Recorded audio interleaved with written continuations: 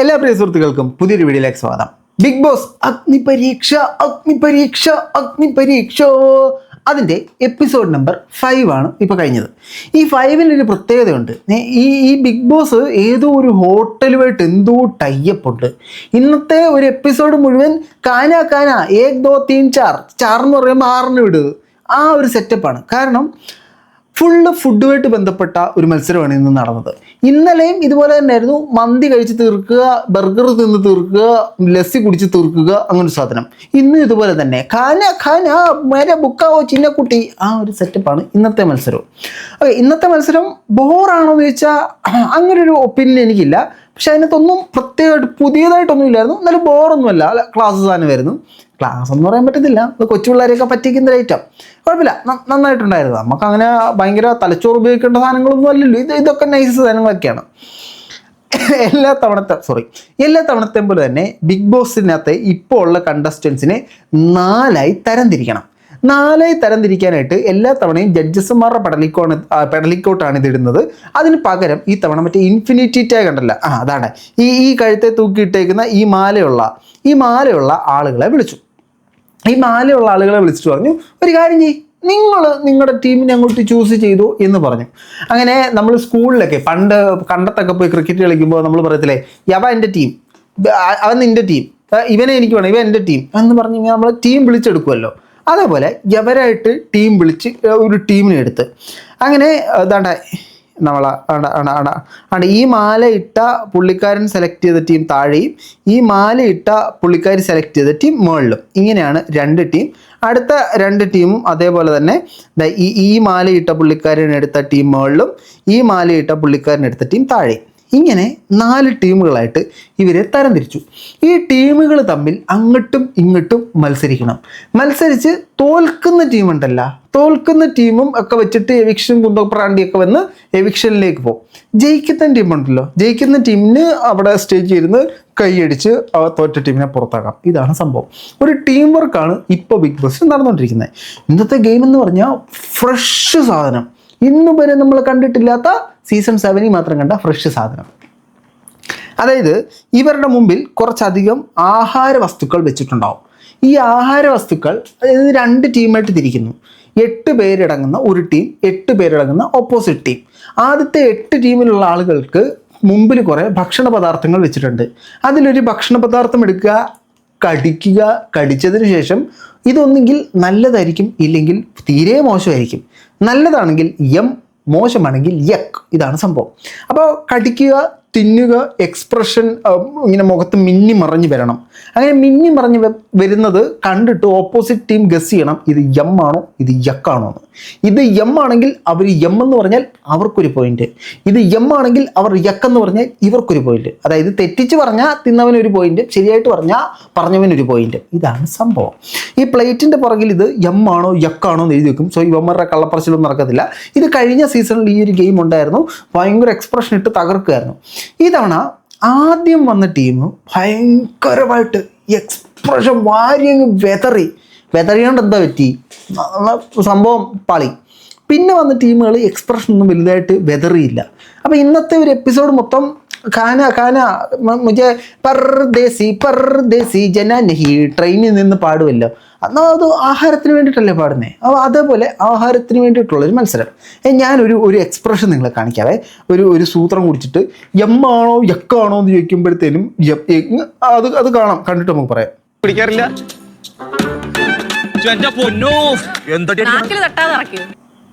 നീ എന്നെ ആടിയാ മോനോസ് അടിക്കുന്നേ, കൂമ്പ് കത്തിപ്പോ. എന്നെ ആടി ഒരു എക്സ്പ്രഷനും ഇല്ല.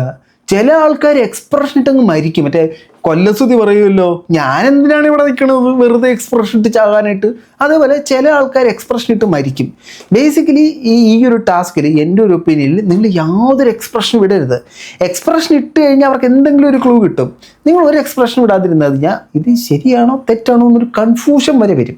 സോ ഇതാണ് ഇട്ട ഒരു എക്സ്പ്രഷനിലൊരെണ്ണം. മറ്റൊരു എക്സ്പ്രഷൻ ഞാൻ കാണിക്കാം.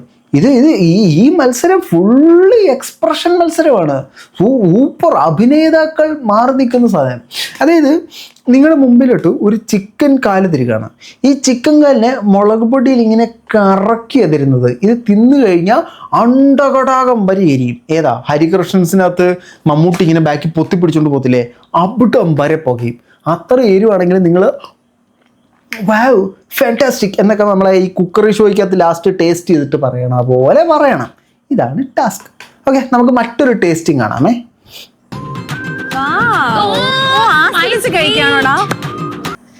നമ്മൾ ആഹാരത്തെ കുറിച്ച് തന്നെയല്ലേ ഇത്.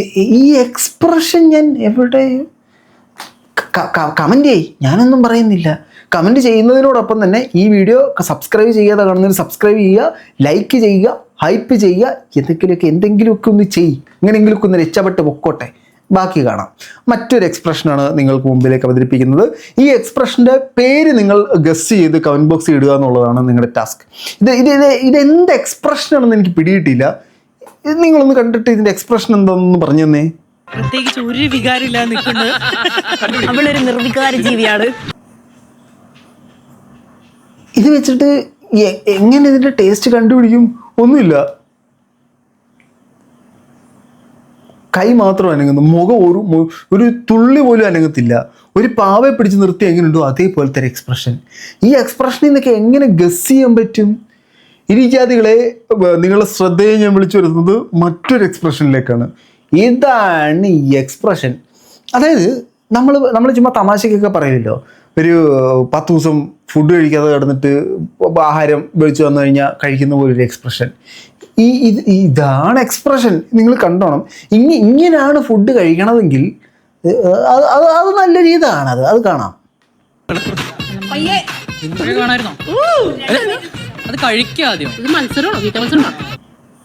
എന്തോ ഇത് JCB ഇട്ട് മണ്ട് മാന്തുന്നു. ഇത്രയും എണ്ണാക്കി കുത്തി കയറ്റാൻ പറ്റുമോ? ഇത് എങ്ങനെ തിന്നുന്നിത്?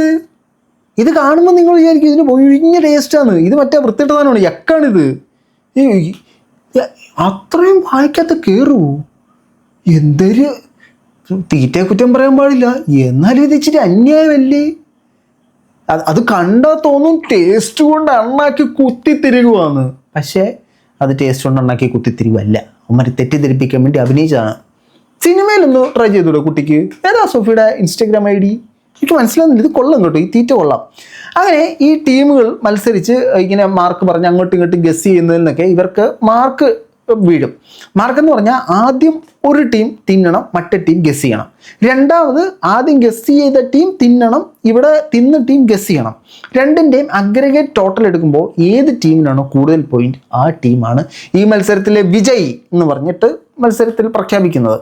അപ്പോൾ ദാണ്ടെ ഡി ടീം 9 പോയിന്റും ഡി ടീം 7 പോയിന്റുമാണ് കരസ്ഥമാക്കിയത്.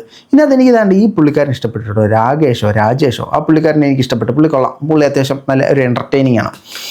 അത് കഴിഞ്ഞ് ഈ ടീമിനകത്ത് ഏറ്റവും വേസ്റ്റായിട്ട് പെർഫോം ചെയ്യുന്ന 2 പേരെ ബാക്കിയുള്ളവർ ചേർന്ന് നോമിനേറ്റ് ചെയ്യണം. ഈ 2 പേര് ഡേഞ്ചർ സോണിലേക്ക് പോകും. അതായത് നമ്മുടെ ഔട്ട് ഹൗസ്, ഡേഞ്ചർ സോണിനെ ഔട്ട് ഹൗസ് എന്ന് വിളിക്കുന്ന, അവർക്ക് മറ്റേ റെഡ് ബാൻഡ് കൊടുക്കും. അതിൽ ഈ ടീമിനെ സെലക്ട് ചെയ്ത ഒന്ന് ഈ പുള്ളിക്കാരനാണ്. ഇദ്ദേഹമാണ് മെൻ്റലിസ്റ്റിന് പോലും കണ്ടുപിടിക്കാൻ പറ്റിയില്ല എക്സ്പ്രഷൻ കണ്ടിട്ട്.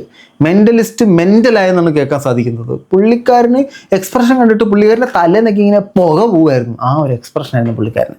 ഓക്കെ, രണ്ടാമത് ഈ ടീമിനെ സെലക്ട് ചെയ്തത് ഈ പുള്ളിക്കാരിനെയാണ് കേട്ടോ. അങ്ങനെ ഇവരെ 2 പേരെയും ഡേഞ്ചർ സോണിലേക്ക് വിട്ടു.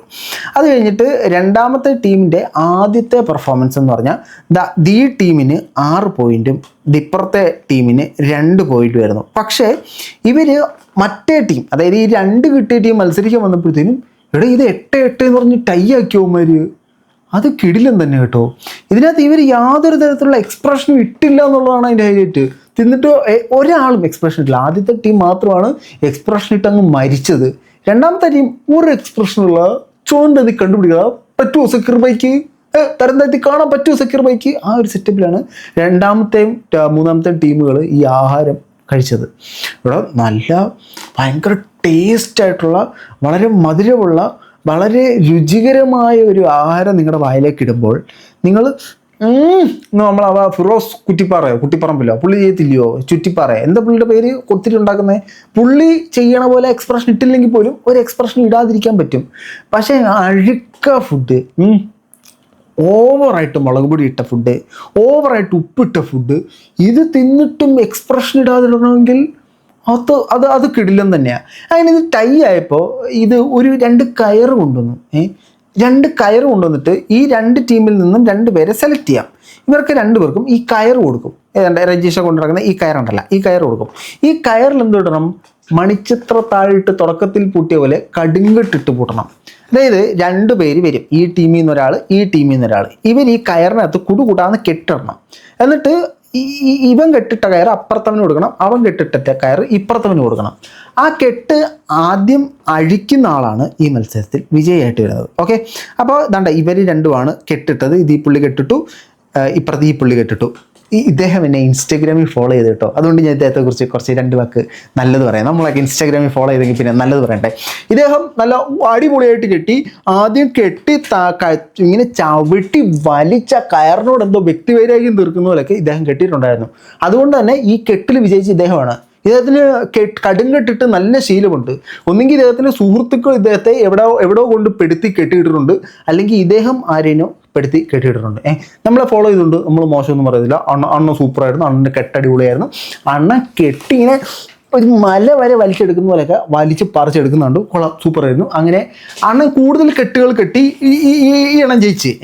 ഇൻസ്റ്റാഗ്രാമിൽ എന്നെ ഫോളോ ചെയ്ത് കഴിഞ്ഞാൽ ഞാൻ സൂപ്പർ കിടുക്കാച്ച സാധനങ്ങൾ പറയും. അങ്ങനെ ഈ ടൈ ബ്രേക്കറിൽ ഇദ്ദേഹം ജയിച്ചു. അങ്ങനെ ഇതിൽ നിന്നും 2 പേരെ എലിമിനേഷനിൽ വന്നു. ഇതാണ് ഒരാൾ ഡേഞ്ചർ സോണിലേക്ക് പോയത്. ഈ പുള്ളിക്കാരനാണ് അപ്പുറത്ത് നിന്ന് കെട്ടിയതും കെട്ടഴിച്ചതും ഒക്കെ കേട്ടോ. രണ്ടാമത്തത് ഈ പുള്ളിക്കാരി വന്നു നമ്മുടെ ഡേഞ്ചർ സോണിൽ. ഡേഞ്ചർ സോണിൽ ഇവരൊക്കെ വന്നു. ഇതിനകത്ത് സംഭവം എന്ന് വെച്ച് കഴിഞ്ഞാൽ മാരാർക്കും രഞ്ജിനിക്കും റിയാസിനും ഇതിങ്ങനെ കണ്ടിട്ട് അവർക്ക് പോലും എക്സ്പ്രഷൻ മനസ്സിലാകുന്നില്ല. ഇത് ഫുള്ളൊരു എക്സ്പ്രഷൻ ഓറിയൻറ്റഡ് മത്സരമായിരുന്നു ഇന്ന് സംഭവിച്ചത്. ഇവരിങ്ങനെ സുഖമായിട്ട് കണ്ടുകൊണ്ടിരിക്കുന്നു. ഇടയ്ക്കിടയ്ക്ക് മാരാർ എന്തൊക്കെയോ കൗണ്ടറുകൾ അടിക്കുന്നു. ചില കൗണ്ടറുകളൊക്കെ നമ്മൾ ദീപാവലിക്ക് വിടുന്ന പടക്കം മേളിൽ പോയി ചീറ്റുന്ന പോലെ ചീറ്റി പോകുന്നുണ്ടായിരുന്നു. ഇങ്ങനെ ചില കൗണ്ടറുകളൊക്കെ പോകുന്നുണ്ടായിരുന്നു. അപ്പോൾ അതിൽ നിന്ന് എനിക്ക് മനസ്സിലായത് മാരാർജി തമാശ പറയാൻ അറിയില്ല, വെറുതെ കഷ്ടപ്പെടണ്ട, തമാശ പറയണ്ട. നമ്മൾ സീരിയസ് ആയിട്ട് മാസ് അടിച്ച് ഫിലോസഫി പറഞ്ഞാൽ മതി. അതാണ് മാരാർജിക്ക് നല്ല ചേരുന്നതായിട്ട് എനിക്ക് ഫീൽ ചെയ്തത് കേട്ടോ. അങ്ങനെ അതിനുശേഷം ഇതിൽ നിന്നും ഇൻഫിനിറ്റി പവർ എന്ന് പറഞ്ഞ് ഇവന്മാർ കഴുത്തെ കുറേ സാധനം തൂക്കിയിട്ട് കൊടുത്തായിരുന്നല്ലോ. ആ കഴുത്തെ തൂക്കിയിട്ടവരെ വീണ്ടും വിളിച്ചു. ബാടാ ഇങ്ങോട്ട് 2 കാര്യം പറയട്ടെന്ന് പറഞ്ഞ് ഇവരെ വീണ്ടും വിളിച്ചിട്ട് ഈ ഇൻഫിനിറ്റി ടാഗ് ഇട്ടവരെയാണ് നമ്മൾ ക്യാപ്റ്റൻ ആക്കിയത്. ക്യാപ്റ്റൻ അല്ലാതെ ഇവർക്ക് മറ്റൊരു പ്രത്യേകതയും കൂടെ കൊടുത്തു, ഒരു പവറും കൂടെ കൊടുത്തു. പവർ കൊടുത്തതെന്ന് പറഞ്ഞാൽ ഈ മത്സരങ്ങളിൽ ജയിച്ച ടീമിൻ്റെ ക്യാപ്റ്റന്മാർ ആരൊക്കെ എന്ന് ചോദിച്ചു. ജയിച്ച ടീമിൻ്റെ ക്യാപ്റ്റന്മാരെയാണ് ഇപ്പോൾ കൈ പൊക്കി പിടിച്ചുകൊണ്ട് നിങ്ങൾ കാണുന്നത്. ആ കൈ പൊക്കി പിടിച്ച ഇവർ കൈ പൊക്കി പറഞ്ഞില്ല ഇവരെന്തിനെ കൈ പൊക്കുന്നതെന്ന്. അങ്ങനെ ഈ കൈ പൊക്കി പിടിച്ചവർക്ക് 2 പേരെ എവിക്ഷനിലേക്ക് ഇടാനുള്ള സാധ്യത, ഒരു ചാൻസ് ഉണ്ട്. അങ്ങനെ അവർ എവിക്ഷനിലേക്ക് ഇട്ടത് 1 ഈ പെൺകുട്ടീനെ, 2 ഈ ചെറുപ്പക്കാരനെ. ഈ ചെറുപ്പക്കാരനെ ഇട്ടതിൻ്റെ റീസൺ എനിക്ക് പിടികിട്ടിയില്ല. അഗ്രസീവ് ആയിരുന്നു എന്നാണ് ഈ പുള്ളിക്കാരനെ ഡേഞ്ചർ സോണിലേക്ക് ഇട്ടിട്ട് പറഞ്ഞത്. അവർ മത്സരിച്ചവർ ജയിക്കുന്നു.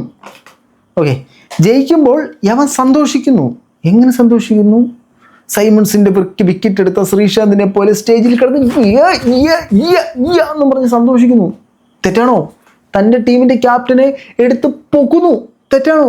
പൊക്കി തൊട്ടില്ലിൽ അതിലൊക്കെ ഉണക്കി ഞാൻ അതേപോലിട്ട് പുള്ളിക്കാരനായിട്ട് ആട്ടുന്നൊരു തെറ്റാണോ? ഇങ്ങനെ ആട്ടുന്ന തെറ്റല്ല, ചൂലേ അങ്ങനെ ആട്ടിയ തെറ്റായിരുന്നു. എടേ, ഇതൊരു അഗ്രഷൻ ആണെങ്കിൽ ഇന്നലെ ഔട്ടായ പൂജനെ നീയൊക്കെ എന്നാ പറയണം? ഇത് ഞാൻ യോജിക്കുന്നില്ല ഈ സാധനത്തിനോട്. ഇദ്ദേഹത്തെ എവിക്ഷനിലിട്ട് എനിക്ക് ഇഷ്ടപ്പെട്ടില്ല. നമ്മളുള്ള കാര്യം ഉള്ള പോലെ പറയണമല്ലോ. ഇദ്ദേഹം അങ്ങനെ എവിക്ഷനിൽ വരാൻ യോഗ്യനാണെന്ന് ഞാൻ വിശ്വസിക്കുന്നില്ല. മോശമായിട്ട് പെർഫോം ചെയ്ത ആളുകളുണ്ടായിരുന്നു, അവരെ വിടായിരുന്നു. അതിന് പകരം അഗ്രഷൻ കാണിച്ചു. അഗ്രഷൻ ആരും പെടലിൽ കയറി കാണിച്ചില്ലല്ല. പുള്ളി ജയിച്ചപ്പോൾ സന്തോഷം കാണിച്ചു. എടേ, ഇത് പിന്നെ മത്സരം ജയിക്കുമ്പോൾ നീയൊക്കെ ബർഗർ നിന്ന് എക്സ്പ്രഷൻ ഇടാൻ പറ്റുമോ? പുള്ളിയുടെ സന്തോഷം ചെന്ന് എന്തൊരു പരിപാടിയാണ്. ഓരോരുത്തർക്കും പ്രവർത്തിക്കാൻ ഓരോരോ കാരണങ്ങൾ, സൈക്കിൾ അകഭക്തികൾ, അതേപോലെ എവിക്ഷനിയുടെ ഓരോ കാരണങ്ങൾ. ഓക്കെ, എന്തായാലും ഇവരെ 2 എവിക്ഷനിൽ വന്നു. എവിക്ഷനിൽ വന്നിട്ട് ഈ എവിക്ഷൻ പ്രക്രിയ എങ്ങനെയെന്ന് ചോദിച്ചു കഴിഞ്ഞാൽ, നിങ്ങളിപ്പോൾ കാണുന്നുണ്ടല്ലോ, ഇതേപോലെ ഒരു സ്റ്റാൻഡ് അടിച്ച് വെച്ചിട്ടുണ്ട്. ഈ സ്റ്റാൻഡിലെല്ലാം കുറേ വള്ളി കെട്ടി തൂക്കിയിട്ടുണ്ട്. ഈ വള്ളിയുടെ എല്ലാം മൂട്ടിൽ വേണ്ട നമ്മൾ ബസ്സിലൊക്കെ കയറി ഇങ്ങനെ പിടിച്ചുകൊണ്ട് യാത്ര ചെയ്യത്തില്ലേ, അതേപോലെ ഒരു സാധനം കെട്ടിപ്പൊട്ടിയിട്ടുണ്ട്. അപ്പോൾ ഇവരെല്ലാം ബസ്സിൽ യാത്ര ചെയ്യുന്ന പോലെ ഇങ്ങനെ ആ സാധനത്തെ പിടിച്ചുകൊണ്ട് നിൽക്കണം. അപ്പുറത്തെ ഇപ്പുറത്തവൻ്റെ കാര്യമൊന്നും നോക്കില്ല, സ്വന്തം കാര്യം നോക്കി ഇങ്ങനെ പിടിച്ചുകൊണ്ട് നിൽക്കണം. അപ്പോൾ ഈ പിടിച്ചുകൊണ്ട് നിൽക്കുന്നതിൽ നിന്നും സേവ് ആകുന്ന ആളുകളെ ആദ്യം ജഡ്ജിന് വന്ന് ഈ കയറ് ഇവർ കാണുന്ന ഈ കയറുണ്ടല്ലോ, ഈ കയറ് കട്ട് ചെയ്യും. അതായത് ഒരു ഇനോഗ്രേഷനൊക്കെ പോയിട്ട് നാട് മുറിച്ച് ഉദ്ഘാടനം ചെയ്യണ പോലെ ഈ സാധനം കട്ട് ചെയ്യും. ആരൊക്കെ കട്ട് ചെയ്യുന്നോ അവരൊക്കെ സേവായി, ആരൊക്കെ കട്ട് ചെയ്യണില്ലയോ അവരൊക്കെ എവിക്റ്റായി. അങ്ങനല്ലല്ലോ, കട്ട് ചെയ്യുന്നവരല്ലേ പുറത്തു പോകണ്ടേ. നിന്നെ ഈ ഗെയിമിൽ നിന്നും കട്ട് ചെയ്തിരിക്കുന്നു, കട്ട് ചെയ്തവരല്ലേ പുറത്തു പോകണ്ടേ. ഇതങ്ങനെയല്ല, ഇത് വേറെ സെറ്റപ്പാ. കട്ട് ചെയ്തവരകത്തോ കട്ട് ചെയ്യാത്തവർ പുറത്തിരിക്കും. ലാസ്റ്റ് ഇത് വല്ലാത്ത കട്ട് ചെയ്യിപ്പോയി കേട്ടോ. അങ്ങനെ ഇതിൽ നിന്നും കുറച്ച് പേര് എവിക്റ്റ് ആയിട്ടുണ്ട്. ദാണ്ടെ ഇവർ രണ്ടുപേരുമാണ് എലിമിനേറ്റ് ആയ ഒരു സെറ്റ് ഓഫ് ആളുകൾ. ഇതിനകത്ത് ഈ പുള്ളിക്കാരനെ എനിക്കിഷ്ടമായിരുന്നു. ഈ പുള്ളിക്കാരൻ്റെ പേരൊന്നും ഞാൻ നോട്ട് ചെയ്തിട്ടില്ല. മെൻ്റലിസ്റ്റ് ഒക്കെ ആയിരുന്നു. മോശം കേട്ടോ, ഒരു മെൻ്റലിസ്റ്റിനെയൊക്കെ പുറത്താക്കുക എന്ന് പറഞ്ഞാൽ ഇത് മോശമാണ്. അങ്ങനെ ഈ പുള്ളിക്കാരനെ എവിക്റ്റ് ആക്കി. എനിക്ക് പുള്ളിക്കാരനൊരു ഗെയിം ഉണ്ടായിരുന്നു. ഇദ്ദേഹത്തെ ഞാൻ അങ്ങനെ പ്രത്യേകിച്ച് എൻ്റെ കൺമുന്നിൽ പെട്ടതേ ഇല്ല. ഓക്കെ, എന്തെങ്കിലും ആക്കട്ടെ. ഇനി പെൺകുട്ടികളിൽ നിന്ന് ഇവരെ രണ്ടുപേരെയാണ് എലിമിനേറ്റ് ആക്കിയത്. അതിനകത്ത് ഈ പെൺകുട്ടീനെ എനിക്കിഷ്ടമായിരുന്നു. ഈ പെൺകുട്ടീൻ്റെ റീൽസും കാര്യങ്ങളൊക്കെ ഞാൻ ഇൻസ്റ്റയിൽ കണ്ടിട്ടുണ്ടായിരുന്നു. ഇവരെനിക്കിഷ്ടമായിരുന്നു. ഇവർ അത്യാവശ്യം എന്തൊക്കെയോ ചെയ്യുന്നു എന്നൊരു ഫീൽ എനിക്കുണ്ടായിരുന്നു. അങ്ങനെ ഇവരെ രണ്ടിനെയും എവിക്റ്റ് ആക്കിയിട്ട് ഈ ഗെയിം അങ്ങോട്ട് അവസാനിപ്പിച്ചു. ഇതാണ് ബിഗ് ബോസിൽ ഇന്ന് പ്രധാനമായി സംഭവിച്ചത്. ഇതിനകത്ത് എന്തെങ്കിലും ഉണ്ടോ എന്ന് ചോദിച്ചു കഴിഞ്ഞാൽ അങ്ങനെ പ്രത്യേകിച്ചൊന്നുമില്ല. എന്നാൽ ഒന്നുമില്ലേ എന്ന് ചോദിച്ചു കഴിഞ്ഞാൽ അങ്ങനെ പറയാൻ പറ്റത്തില്ല. എന്തൊക്കെയോ ഉണ്ട്. ആ ഒരു സെറ്റപ്പിലാണ് ഈ ഗെയിം പോയത്. അപ്പോൾ ഈ ബിഗ് ബോസ് നടത്തുന്ന സംഘാടകരോട് എനിക്കൊരു അഭ്യർത്ഥന ഉണ്ട്. നിങ്ങൾ കുറച്ചും കൂടെ എൻ്റർടൈനിങ് ആണെന്നും പറഞ്ഞ് നിങ്ങൾ കൊണ്ടുവരുന്ന ഗെയിംസ് പണ്ട് കൊച്ചു പിള്ളേർ ഓണക്കളിക്ക് കളിക്കുന്ന പോലെ കൊച്ചു കുട്ടികൾ കുറ്റം ചെയ്താൽ കോലും മുട്ടായി ടായിട്ടായി അങ്ങനത്തെ ഗെയിമുകളാണ് കൊണ്ടുവരുന്നത്. ഈ ഗെയിമുകളുടെ നിലവാരം ഒന്ന് ഉയർത്തിയാൽ കൊള്ളായിരുന്നു. അല്ലെങ്കിൽ പിന്നെ നമുക്കൊരു കാര്യം ചെയ്യും, നാരങ്ങ സ്പൂണെ കടിച്ചുകൊണ്ട് ഓടുന്നു, സൂചി നൂല് കോർത്തിട്ട് ഓടുന്നു, പിന്നെ കുറേ മുട്ടായികൾ നിരത്തി ഇട്ടിട്ട് പെറുക്കുന്നു, ബിസ്ക്കറ്റ് ചാടി കടിക്കുന്നു. അത് ചെയ്തല്ലേ മണിച്ചിത്രത്താഴ് തുടക്കത്തിൽ ചെയ്ത ബിസ്ക്കറ്റ് കടി വേണ്ട. ബാക്കി ഇങ്ങനത്തെ ഗെയിമുകളോട് നിങ്ങൾ ഇൻട്രൊഡ്യൂസ് ചെയ്തു. ഇവിടെ ഒരു കുപ്പി വെക്കുന്നു, അപ്പർ വരെ ഓടിയിട്ട് കൈക്കുമ്പിളിൽ വെള്ളം കൊണ്ടുവന്ന് ഇതിനകത്തേക്ക് നിറയ്ക്കുന്നു. അങ്ങനത്തെ ഗെയിമുകൾ ചെയ്യൂ. അത് കുറച്ചും കൂടെ ഇൻട്രസ്റ്റിംഗ് ആയിരിക്കും, രസമായിരിക്കും. ഒരു ഫുൾ എപ്പിസോഡ് ഒരേ ഗെയിം കൊണ്ടുപോകുമ്പോഴത്തേനും അത് ഭയങ്കര ആവർത്തന വിരസതയായിട്ട് തോന്നും. രണ്ട് കാരണങ്ങൾ ഞാൻ പറയാം. ഒന്ന്, ഒരേ ഗെയിം തന്നെ ആദ്യം ഒരു ടീം ഒരു ഗെയിം കളിക്കുന്നു, രണ്ടാമത്തെ ടീം ഗെയിം കളിക്കുന്നു, മൂന്നാമത്തെ ടീം അതേ ഗെയിം കളിക്കുന്നു, നാലാമത്തെ ടീം അതേ ഗെയിം കളിക്കുന്നു. സോ ആദ്യത്തെ ടീമിന് കുറച്ച് പാളിച്ചകൾ സംഭവിക്കും. അത് കാണുന്ന ബാക്കി 3 ടീമുകൾക്ക് ഇംപ്രവൈസ് ചെയ്യാൻ സാധിക്കും. രണ്ടാമത്തെ ടീം കളിച്ചപ്പോൾ ആദ്യത്തെ ടീമിൽ നിന്നും കുറച്ച് മെച്ചപ്പെടുത്തിയോ തെറ്റിച്ചോ കളിച്ചിട്ടുണ്ടാവും. അപ്പം 3ഉം 4ഉം ടീമുകൾക്ക് ഇത് കാണാനും അതിൽ നിന്ന് അനലൈസ് ചെയ്യാനും മറ്റ് സ്ട്രാറ്റജികൾ അന്നേരം തന്നെ പ്ലാൻ ചെയ്യാനും സാധിക്കും. അപ്പോൾ ലാസ്റ്റ് വരുന്ന ടീം, നാലാമത് കളിക്കുന്ന ടീമിന് അതൊരു പ്രയോറിറ്റിയാണ്. അവർക്ക് ഒരു മുൻഗണന കിട്ടുകയാണ്. അവർക്ക് മറ്റുള്ളവരെ പോലെ അല്ലെങ്കിൽ ആദ്യം കളിക്കുന്ന ടീമിനെ പോലെ പ്ലാൻ ചെയ്യാനായിട്ട് ആ ലിമിറ്റഡ് സമയമല്ല കിട്ടുന്നത്. ബാക്കി 3 ടീം കളിക്കുന്ന സമയം നാലാമത്തെ ടീമിന് കിട്ടുന്നുണ്ട്. ബാക്കി 3 ടീം കളിക്കുമ്പോൾ പാളുന്ന സ്ട്രാറ്റജീസ് ഇവർക്ക് കണ്ട് തിരുത്താനുള്ള സാഹചര്യമുണ്ട്. മറ്റ് 3 ടീമുകൾ കളിക്കുമ്പോഴത്തേനും എന്തെങ്കിലും അവർക്ക് വർക്കായിട്ടുണ്ടെങ്കിൽ ആ സ്ട്രാറ്റജി കോപ്പി ചെയ്യാനുള്ള സാധ്യതകളുണ്ട്. 1. 2, ഒരേ ഗെയിം തന്നെ വീണ്ടും വീണ്ടും കാണുമ്പോൾ നമുക്ക് മുടിഞ്ഞ ആവർത്തന വിരസത ഫീൽ ചെയ്യുന്നു. 2. 3, ഈ ജഡ്ജസ് ഒരേ ഗെയിം തന്നെ കാണാനാണെങ്കിൽ അവർ ഇവാലുവേറ്റ് ചെയ്യേണ്ട കാര്യമില്ലല്ലോ. അവർക്ക് അവരുടേതായ ഒരു ഇൻപുട്ട് ഇടാനുള്ള സാധനം കിട്ടുന്നില്ല. 4, ഒരേ ഗെയിം കളിച്ചുകൊണ്ടിരിക്കുകയാണ്. വന്താ സുട്ട സത്താ റിപ്പീറ്റ്, വന്താ സുട്ട സത്താ റിപ്പീറ്റ്. നിങ്ങളുടെ എഡിറ്ററിന് പോലും ഈ സാധനം ബോറടിക്കൂലേ? അതുകൊണ്ട് നിങ്ങൾ ഒന്നിലധികം ഗെയിമുകൾ കൊണ്ടുവരൂ. ഒരു ടീം കളിച്ച ഗെയിം ആയിരിക്കരുത് അടുത്ത ടീം കളിക്കുന്നത്. ആ ടീം കളിച്ച ഗെയിം ആയിരിക്കില്ല അടുത്ത ഇത് കളിക്കുന്നത്. നമ്മൾ ഈ എന്താ പേര് സ്റ്റാറ്റിസ്റ്റിക്സ് ഒക്കെ പഠിക്കുമ്പോഴത്തേനും അതിനകത്ത് പ്രോബബിലിറ്റി എന്ന് പറഞ്ഞൊരു സാധനമുണ്ട്. അപ്പോൾ ആ പ്രോബബിലിറ്റി കൂട്ടുക. ആ ടീമിനും ഈ ടീമിനും ഹെഡ് വീഴാനുള്ള ചാൻസ് ഈക്വൽ ആക്കുക. ഇത് ഈക്വൽ അല്ല. ആ ടീം കളിക്കുന്ന കണ്ടിട്ട് ഇവർക്ക് കളിക്കാൻ പറ്റുക, അല്ലെങ്കിൽ ആ ടീം കളിക്കുന്ന ഈ ടീമിനെ കാണിക്കാതിരിക്കുക, മറ്റു ടീമുകളെ കാണിക്കാതിരിക്കുക. അതാണ് ഇച്ചിരി കൂടെ ഫെയർ എന്ന് എനിക്ക് പേഴ്സണലി തോന്നുന്നു. ഇനി എവിക്ഷൻ, എല്ലാ ദിവസവും ഒരു എവിക്ഷൻ നടക്കുന്നുണ്ട്. ആ എവിക്ഷൻ ഫെയർ ആണോ അൺഫെയർ ആണോ എന്നുള്ളതല്ല. അത് എവിക്ഷൻ എന്തായാലും നടക്കണമല്ലോ. ലാസ്റ്റ് 5 or 6 പേരെ മാത്രമായിട്ട് സെലക്ട് ചെയ്യണം. പക്ഷേ ഈ എവിക്ഷൻ നടക്കുമ്പോഴത്തേനും കുറച്ചും കൂടെ കാര്യകാരണങ്ങൾ ബോധിപ്പിക്കുക. എങ്കിൽ കുറച്ചും കൂടെ നല്ലതായിരിക്കും. കാരണം ഈ ഔട്ടാകുന്ന കണ്ടസ്റ്റൻസ് പുറത്ത് വന്നിട്ട് ദിസ് വാസ് അൺഫെയർ, എന്നെ അൺഫെയർ ആയിട്ട് പുറത്താക്കി എന്ന സാധനമാണ് പറഞ്ഞുകൊണ്ടിരിക്കുന്നത്. അപ്പോൾ അവരുടെ ഉള്ളിൽ തന്നെ ഇത് അൺഫെയർ ആണെന്ന് കിടക്കുകയും അവർ പുറത്ത് വന്നിട്ട് അത് അൺഫെയർ ആണെന്ന് പറയുകയും ചെയ്യുന്നു. സോ അവരോട് ഫസ്റ്റ് പറയുക, ഇന്ന കാരണങ്ങൾ കൊണ്ടാണ് നിങ്ങൾ പുറത്തു പോകുന്നത്, നിങ്ങളുടെ പെർഫോമൻസ് ശരിയായില്ല, ഇന്ന ടാസ്കിൽ നിങ്ങൾ റെഡിയായില്ല, നിങ്ങൾ ഇന്ന സ്ഥലത്ത് കാണിച്ച അഗ്രഷൻസ് റെഡിയായില്ല എന്ന് അവരോട് പറയുക. അവർക്ക് പറയാനുള്ള മറുപടി കേൾക്കുക. എന്തായാലും നിങ്ങൾ പുറത്താക്കാൻ തീരുമാനിച്ചിട്ടുണ്ടാവും, അത് കേൾക്കുക. സോ കുറച്ചും കൂടെ എവിക്ഷൻ ഒന്ന് ഫെയർ ആക്കി കഴിഞ്ഞാൽ കൊള്ളായിരുന്നു. ഇതൊക്കെയാണ് എനിക്ക് ഇതിനകത്ത് തോന്നിയ ഒരു അഭിപ്രായം. നിങ്ങൾക്ക് തോന്നിയ ഒരു അഭിപ്രായം തീർച്ചയായിട്ടും കമൻറ്റ് ബോക്സിൽ കമൻറ്റുകളായി രേഖപ്പെടുത്തൂ. മറ്റൊരു വീഡിയോ ഇട്ട് ഉടനെ കാണാം. പിന്നെ ഞാൻ ഇൻസ്റ്റാഗ്രാമിൽ വീഡിയോ ചെയ്യുന്നതിനെ കുറിച്ച് നിങ്ങളുടെ അഭിപ്രായം എന്താണെന്ന് വെച്ചാൽ പറയുക. അതോടൊപ്പം തന്നെ ഞാൻ ഈ വീഡിയോ എൻ്റെ മറ്റൊരു ചാനലിലിട്ട് കൊളാബ് അടിക്കുന്നുണ്ട്. പറ്റുന്നവരൊക്കെ അതും കൂടെ ഫോളോ ചെയ്ത് വെക്കുക. മറ്റൊരു വീഡിയോ കാണുന്നവരെ ബൈ.